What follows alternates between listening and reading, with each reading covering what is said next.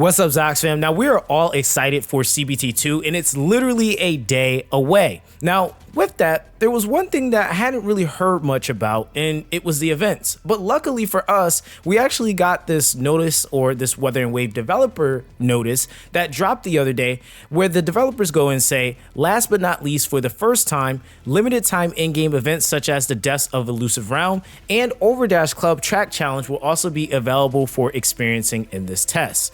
Now, I also came across a Reddit thread that also asked a really fair question, which I still wanted to dive into and have that dialogue with you guys.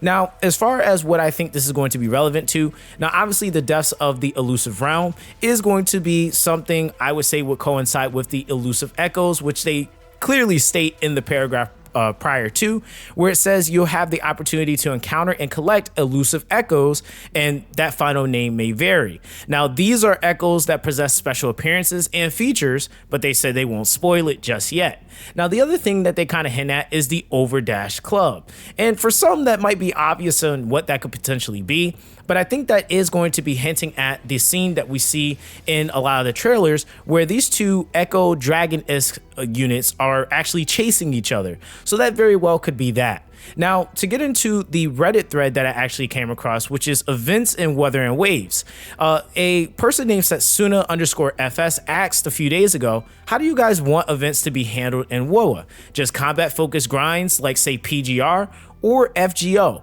Or maybe minigame events like Genshin? And would you like co-op in said events? Personally, I've had enough of minigames. I'm getting enough of those in Genshin. Hopefully events utilize the open world for combat or make temporary repeatable dungeons. Now, I will say from even just the information that we have so far, at least for what it seems like they have planned, this is actually going to be something that is a huge play into the ecosystem, which is huge. And I think that, again, that's going to gravitate to people that, one, just like to collect echoes, but then also to like those Pokemon fans, right? That actually like to go and capture things. And I think that that's all kind of like a little kid inside of all of us that we all just kind of want and have. And at least for me, that's just kind of a nostalgic heartstring to pull on.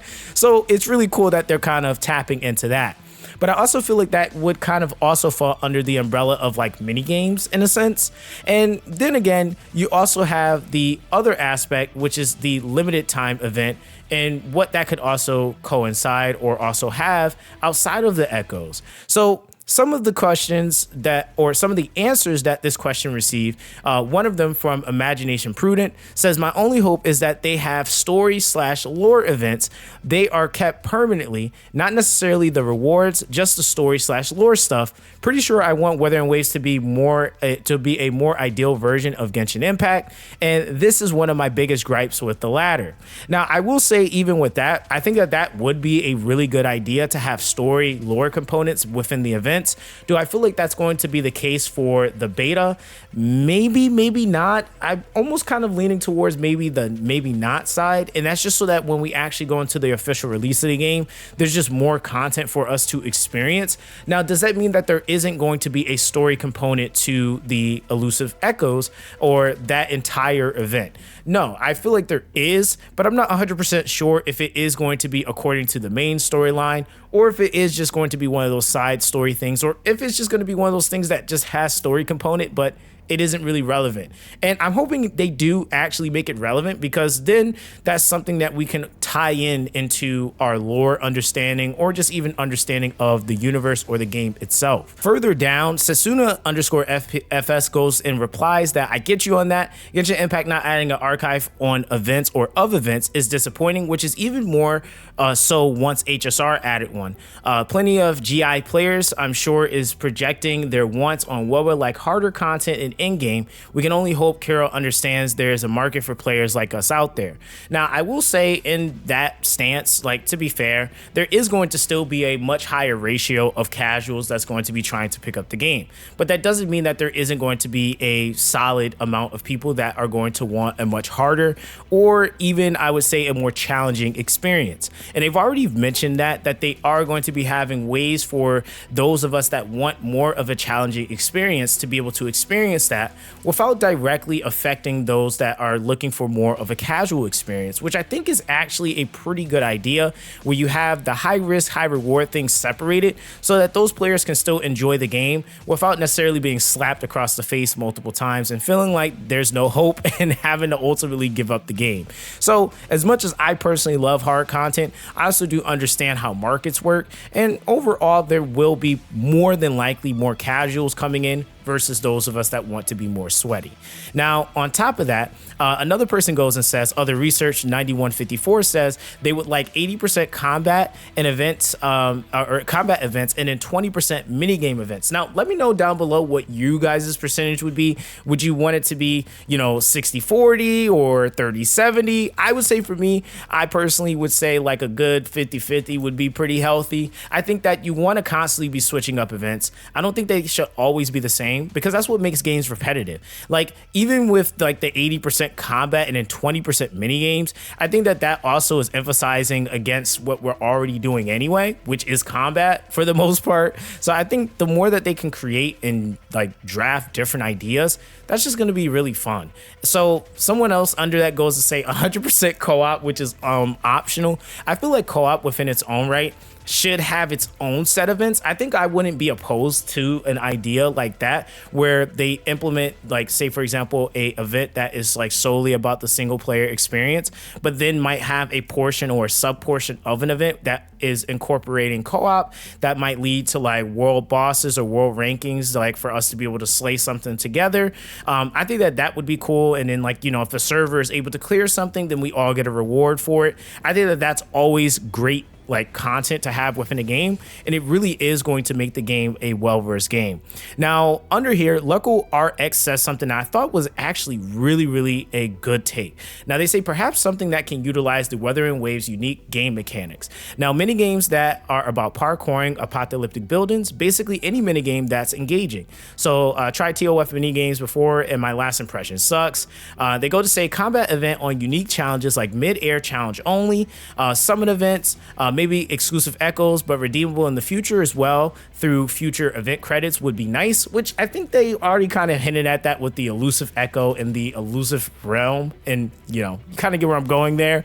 But then they also go to say, to be honest, story-wise, I can see a solution to not continue event story of current player-based story or off current player-based story.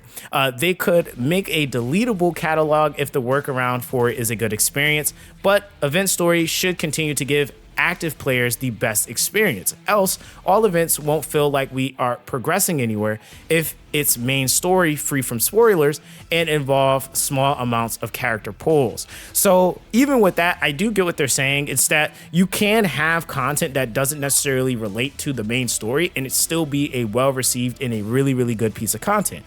And how do you guys feel about that? Because I do feel like, again, that's something that could be very huge within the event structure that we get. But keep in mind, guys, this is really important because this is what's going to keep us coming back to pick up the game and to keep playing. Now, outside of that, the only other thing that I could think about that we haven't really seen but has been mentioned is the intro and the outro skills and how that could be incorporated, because I think that falls under the unique Wuthering Waves game mechanic. And I would say that if they're able to find a way to incorporate that and even creating challenges with the intro and the outro skills where it is required for you to use a certain type of strategy or a certain type of layout, where like some games will do where they'll give you like a preset team and then you have to try to beat said content with that preset team, utilizing the intro outro skills or the skills in general of those characters.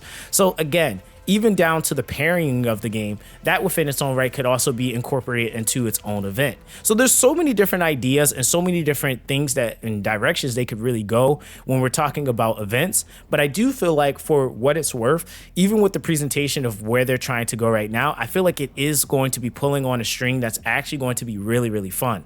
So with that being said, guys, we're literally a day away. How do you guys feel? How do you feel like the events are going to go? Do you feel like they're going to be well received? Do you feel like they're going to be fun? Do you feel like it is actually going in a solid direction for where at least they're telling us that they're going to be presenting? And then on top of that, do you also feel like there's some other things that you would like to see? Let me know down below. But with that, guys, I want to make sure that I let you guys know we are going to be streaming on the YouTube channel, and we're going to be streaming on Twitch. So if you haven't followed me on twitch.tv/Zoxaskun, definitely make sure that you do so. We're going to be probably taking a break for today. You know, going into streaming tomorrow, we're going to be streaming a little bit early before the CBT actually goes live. So we will be doing the weight room while everybody is getting situated and getting ready. And then we're going to be jumping right into it. So it's going to be excessive amounts of hours going into this. So I would appreciate you guys if you came through and kept your boy company. So with that being said, I hope to see all of you guys there. Let me know how you guys feel about the events and what exactly they could do to really kick things off to make this an extremely solid start for the official release of the game. So that's going to be that. Everyone, stay blessed, and I'll catch you guys in the next one.